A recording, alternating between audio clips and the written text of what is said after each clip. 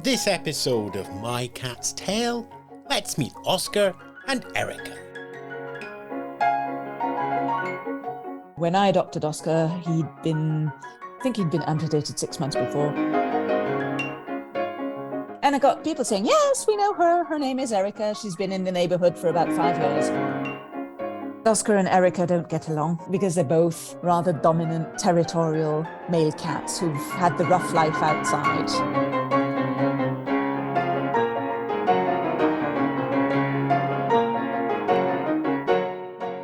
Joining me now on My Cat's Tale, Stephanie Booth. Hello, Stephanie. Welcome to the show.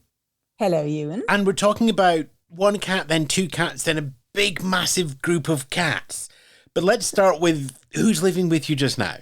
So right now we have Erica, who, as his name does not indicate, is a male. And we have Oscar, who is also a male. They both have interesting stories. So both of them are rescue cats, right? Or second-hand cats. Erica was a stray who was living around a park not far from where I live. And I bumped into him one evening when I was playing Ingress, which is a game that some people might remember. And, when I meet a cat at night, I say, hey, kitty, kitty, kitty, kitty, come on. And I see if the cat's friendly or not. And this cat came right at me and was very friendly and cuddly, but had a huge packs of matted hair. So I thought, something's wrong, Either he's not being taken care of or he's, lost. So, I went on my way and the next evening went through the same place and he was there again. I thought, okay, I'm going to do something about that. And I picked him up one evening, took him to the vet, see if he was microchipped. He wasn't.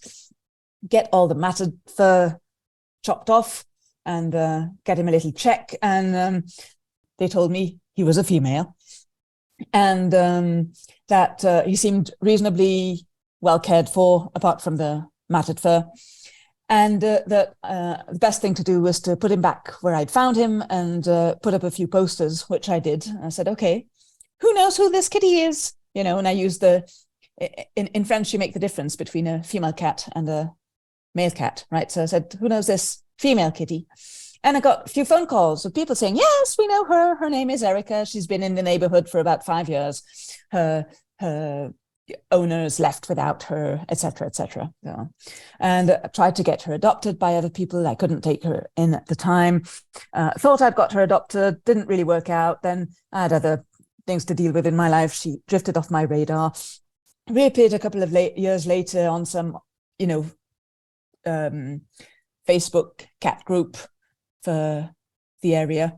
And then I got involved with a woman who runs a nonprofit who tries to help stray cats around here. And she pretty much took it into her hands, found somebody who was feeding him. And the guy kind of said he would take better care of her anyway. Yeah, I'm going around this a bit long way. Anyway, 2 years after I met Erica, the guy who was feeding her was going to be moving out and couldn't take Erica with him. And I said, okay, I'll take this cat. So I adopted Erica and he lives in my co-working space, which is 2 floors beneath my flat. At the time, I had an old cat named Quintus, whom I'll talk about later. And Erica was not very friendly with other cats. And Quintus was old and ill and stressed. And so I didn't mix them. And that was it. A couple of years later, after I'd adopted Erica, so Erica got into all sorts of trouble in the neighborhood with particularly vicious territorial battles with another neighborhood black cat who was very unfriendly, who actually attacked and bit me twice, the other cat, not Erica. And one day I was outside keeping an eye on Erica, make sure he didn't get beaten up. Well, she, right, at the time.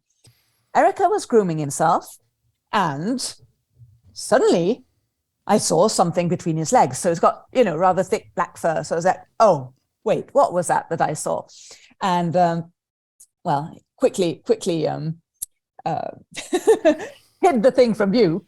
And ensued about 3 weeks of suspense where I observed him each time he was grooming to try and see if I had seen correctly We even tried to check him out at the vet. My vet was very amused by the whole thing, but he's not very not very enthusiastic about being poked and prodded and examined. So we didn't get anywhere. We made a note in his file at the vet say, hey, next time we need to put this cat to sleep, let's just check if it's a male or a female. And anyway, a couple of weeks later, I actually did see, and it was unmistakable. And so I said, okay, well, this is a male cat. Right, so that's Erica, Mr. Erica. He's got a Facebook page. The coming out post on his Facebook page was very successful.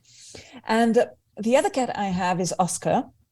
Oscar arrived at home because he is diabetic. And so that might lead us down the rabbit hole of the diabetic cat story. I told you that when I adopted Erica, I still had Quintus, an old cat, who at one point became diabetic. And, well, I thought he was going to die. He was in very bad shape. He was really in very bad shape. And I did what people do nowadays. I went on the internet to see if I could find any information on how you treat diabetes in cats. And I landed on the Feline Diabetes message board, which is a forum which has been running since the 90s or something like that. And anyway, learned a lot of things about feline diabetes, was able to become really autonomous in dealing with this illness with the supervision of my vet, but he quickly understood that we knew what we were doing. And so he said, yeah, doing everything right, go ahead. And within 6 weeks, Quintus was in remission and so didn't need insulin anymore. And after that, I thought, well, I've got a bit involved in that message board.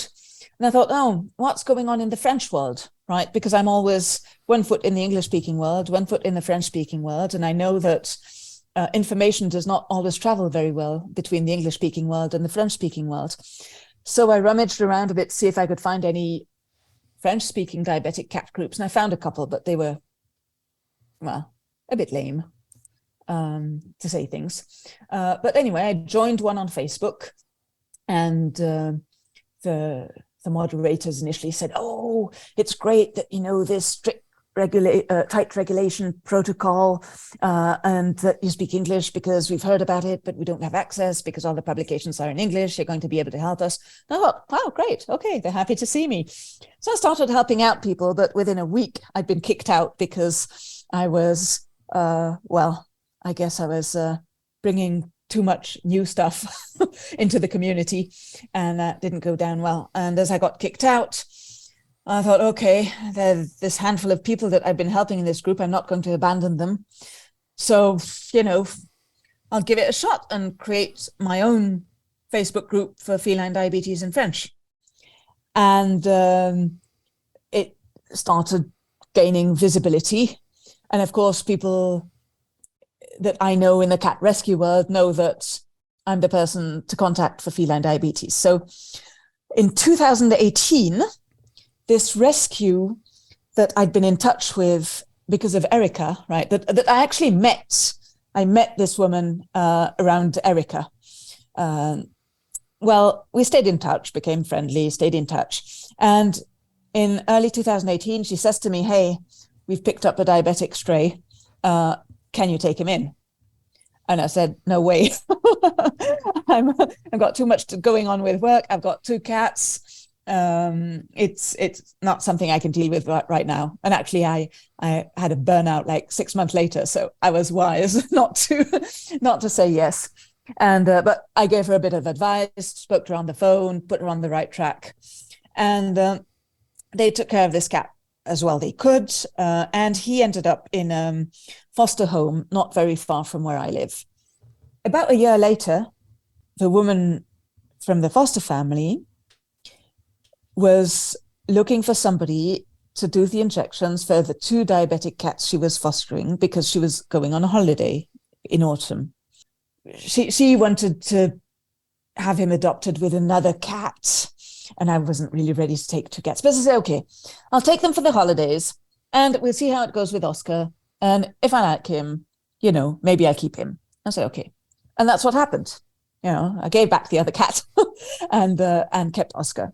And Oscar, in the meantime, had lost one front leg because basically when he was picked up early 2018, he had a really, really nasty injury on one of his front paws, legs, the whole arm, that wasn't healing. And they tried everything. It was just an open wound that was infected and not healing. And then some months later, they discovered he had diabetes. So they tried to stabilize the diabetes as well they could, but not perfectly. So at one point, in early 2019, he was just pretty much, dying.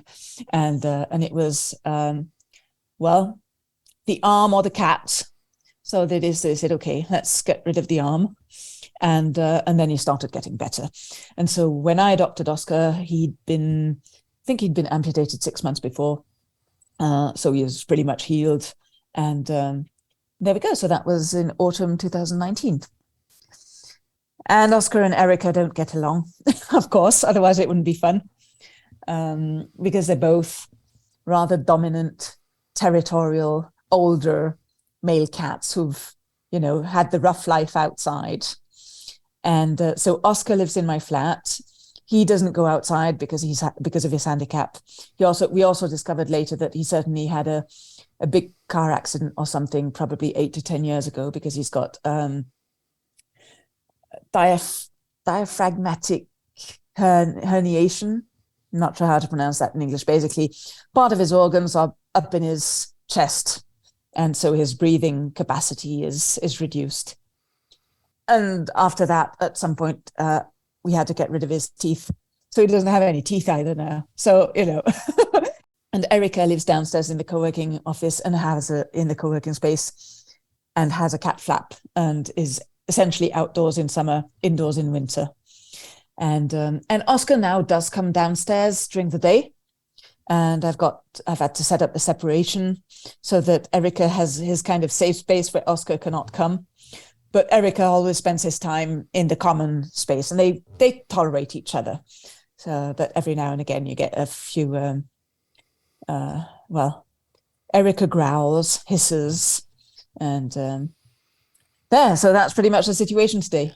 I mean, you talked there about diabetic cats, and first, I mean, there's so many questions in my head. So let's start with that. How do you know a cat is diabetic? Okay, so that's a very good question, and it's a very good, because I had a lot to choose from. Yeah, it's a very useful thing to know for any cat owner. Basically, the symptoms of diabetes is drinks a lot, eats a lot, loses weight. And with drinks a lot also comes pees a lot. That's usually the first thing people notice, because we don't usually see when our cats are drinking or not. But we do see that suddenly there's a lot more pee in the litter box. And you might start having accidents like pee next to the litter box. And if it's sticky, it means that there's sugar in it, right? So you start having a lot of pee. So basically, a lot of pee, eats a lot, loses weight. It can be diabetes or it can be hyperthyroidism. And it's two like old cat illnesses. And if you have drinks a lot, doesn't eat a lot, and loses weight, that's kidney problems. Also a very common old cat disease. So basically, and basically, if you've got an older cat or even a younger cat, any change in behavior or in habits should be a warning sign that there's something going on. Cats are really creatures of habit. They are not expressive. So they're not like dogs. They're not going to complain when something is wrong. They're just going to hide it. And so if you start seeing something, it means that there is something serious already going on. And it can be an illness. It can also be a behavioral problem. Okay, it can also be stress or depression or anxiety or things like that. And it's very often underestimated in cats. Also because when they're suffering, what they do is they just sleep more. So in terms of treatment for diabetes, there's the sort of diet control that you have in humans and injection, and you've already talked about injections there. So, I mean, yeah. Is it the same choice? Is there still type 1 and type 2? No.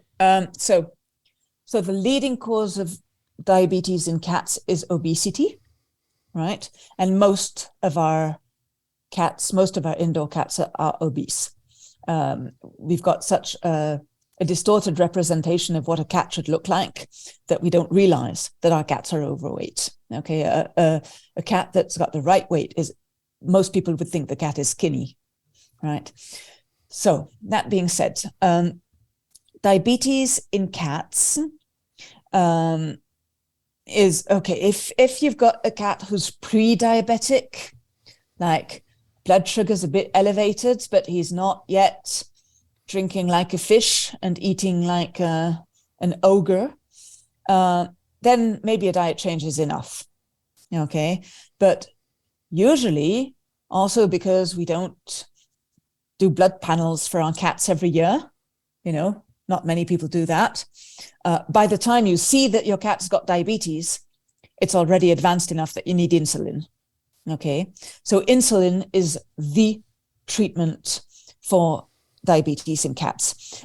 Oral medications like the equivalent of what we have in humans, like metformin, not very interesting and often counterproductive. So basically, if your cat is diabetic, you are going to be giving your cat injections. Now, insulin injections are super, super easy to do.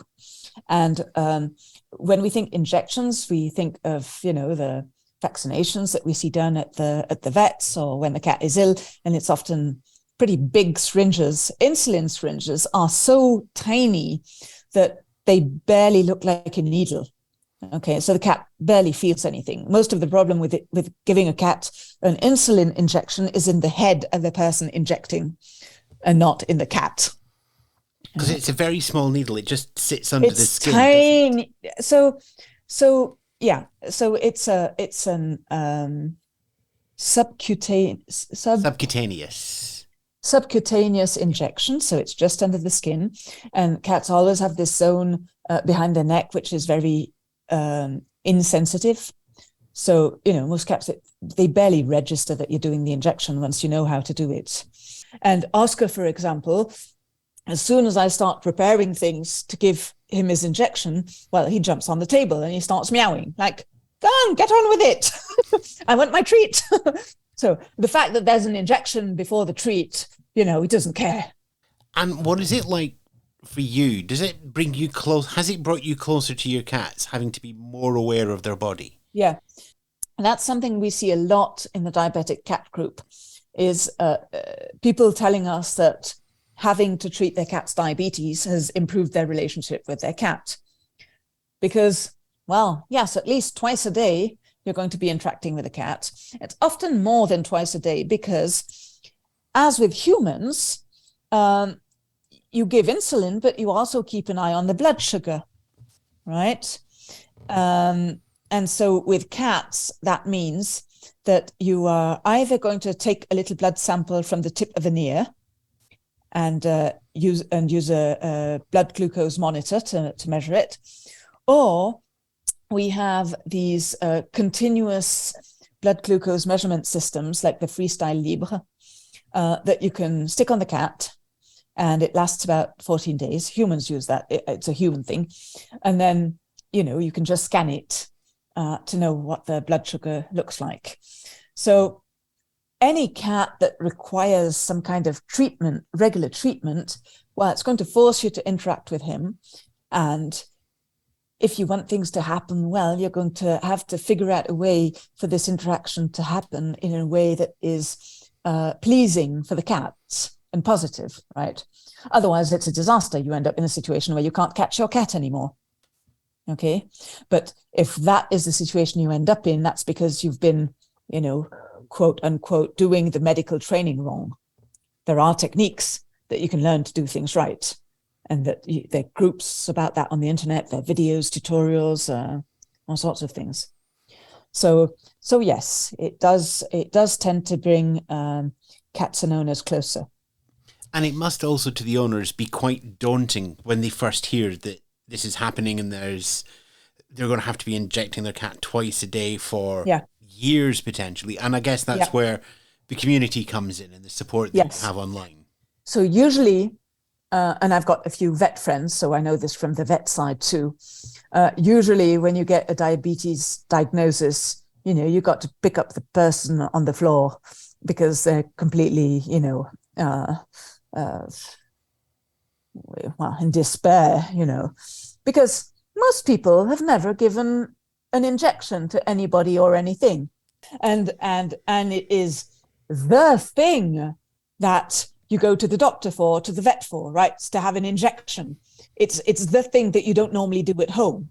So there are these weird people who've got diabetes or some other conditions who have to give themselves injections, but it's very uncommon.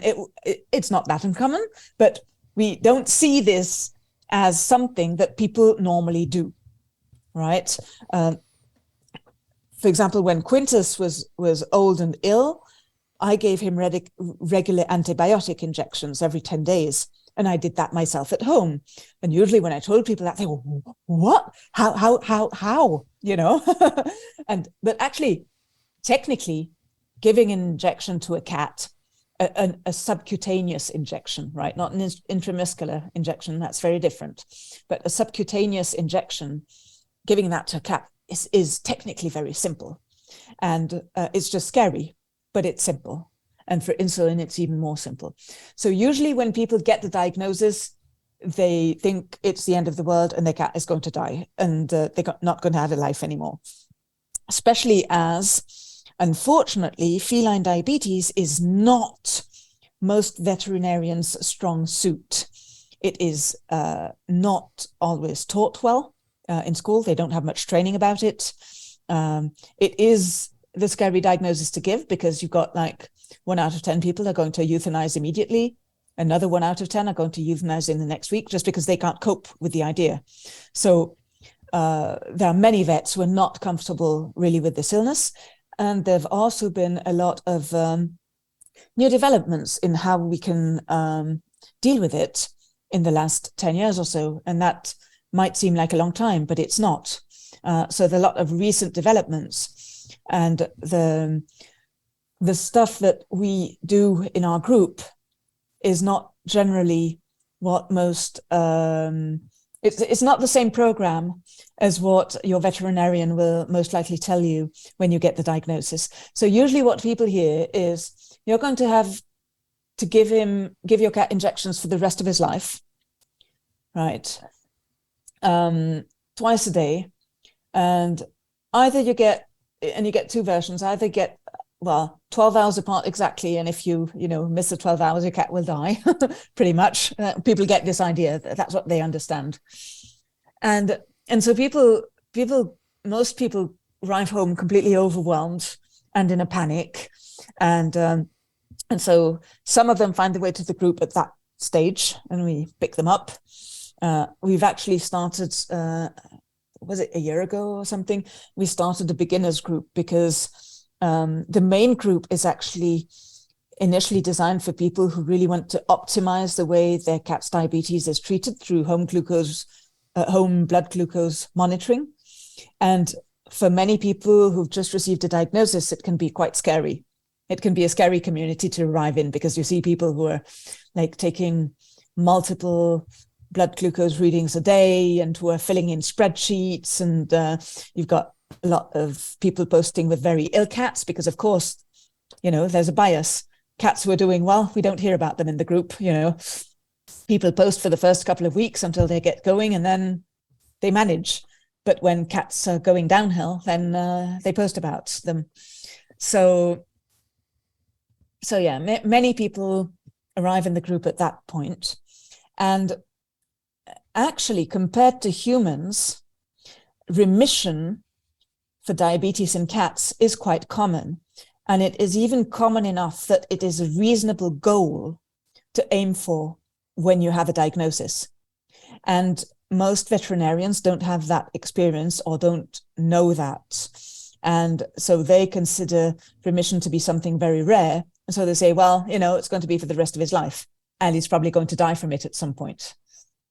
The way that feline diabetes is often dealt with, it's changing, thankfully, is basically, here's insulin, here are syringes, do your 2 injections a day at this dose, and we'll see you in 3 weeks, and bring in the cat in for a whole day, and we'll do a blood glucose curve to see how he's reacting to insulin, and then we'll adjust the dose and send you away for another 3 weeks. And so I don't know if you know much about how diabetes is dealt with in humans, but you would never inject the same dose of insulin for 3 weeks without looking at your blood glucose. You would never do that, okay? You look at human diabetics, check their blood glucose every day, multiple times a day, often, also to know how much they need to inject, how much insulin they need to inject. And so you can do something parallel with cats, which is that you start with a dose of insulin, and you look at the blood glucose over the next days. You don't need to wait 3 weeks. You can look at it over the next days, and you can already see after 2 or 3 days, you can already see if it's going in the right direction or not. And so you can already increase the insulin. You can be much more aggressive. If you're monitoring blood glucose at home, you can be way more aggressive with the insulin treatment than if you're just, injecting blind and coming in every 3 weeks to have a look at the situation. So that's really the main thing that our group helps people with, is to let them know that home monitoring exists, can be done, is actually now the gold standard in feline diabetes treatment, even if their vet does not know it or does not tell them that, and that it's reasonably easy to do. Now there are these, continuous blood glucose monitors. You stick it on the cat and you're good for 2 weeks, if you're lucky. Sometimes it's 10 days, sometimes it's less, but... As you've seen with Erica, it's completely manageable, and beyond the injection, a cat's life is still a cat's life. What I've seen, so Quintus was in remission within 6 weeks of diagnosis, okay? The last month was intense, okay? It was not a holiday for me, but he remained in remission until the end of his life 3 years later. He was 17 at the time. He lived until the ripe old age of 20, and he did not die from his diabetes, okay? Oscar, I got him in October.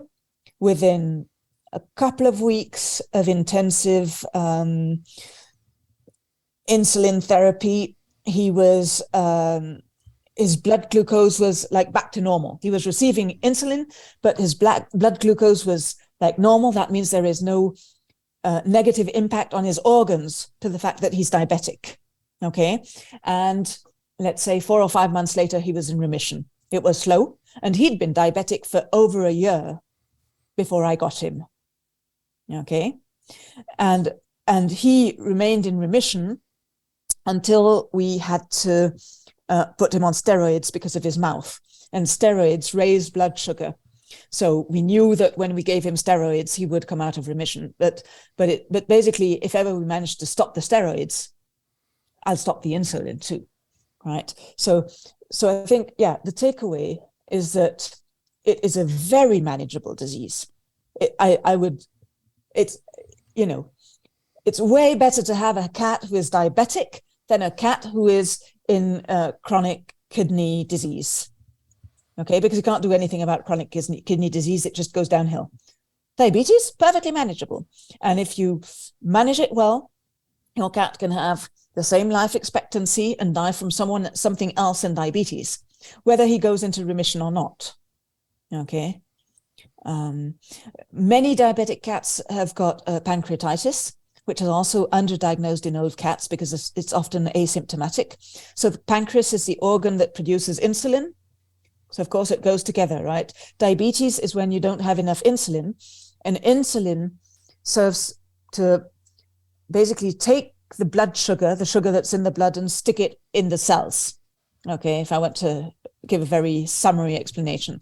So if you don't have enough insulin, the blood sugar does not come out of the blood, okay? So that's how you end up with blood with sugar in the pee, because it has to come out somewhere, but it raises the blood sugar, which is not good for a whole lot of organs. And the poor cells are not getting their glucose. And you know that glucose is the fuel for the cells. And so the poor cells are just dying off, basically. And if you have pancreatitis, then of course that's going to have an impact on the organ that's producing the insulin, so make things worse. Plus, at least in cats, I'm not sure about humans, but in cats, when you have hypoglycemia, which means too much sugar in the blood, then it has a negative effect on the cells in the pancreas who are actually producing the insulin. So there's a real vicious circle going on. And that's why it's so important to be aggressive with treating diabetes, especially at the beginning, because you can really cut the vicious circle or stop the vicious circle and come back to a more normal situation. And if people want to find out more, that laugh makes me worry what's going to come up next. Well, it depends if the people speak French or not, right? Because the whole group and material, etc., is in French. So if you speak French, or if you're not afraid of Google Translate or Facebook Translate, the community on Facebook is called Diabète Feline. J'apprends à gérer mon chat diabétique, something like that. We will have a link back in our show notes on that one as well. And what about English resources? And so English resources, there's a feline diabetes message board, which is not on Facebook. It's a proper forum. And again, we will get links to that back at ourselves at mycatstailpod.com. And in all of this, you still have Erica and Oscar keeping you on your toes. Yes, I do. Oh, Stephanie, it has been wonderful to hear about Erica and Oscar and also about Quintus as well and all the work around diabetes. We've got links there for more information for those of you who are listening to want to find out more. But right now, thank you very much for telling your cat's tale and a tale of many cats. Thank you. It was a pleasure. You've been listening to My Cat's Tale, a Spence Media production. Listen to more tales of our perfect pets at mycatstailpod.com and support us on Patreon.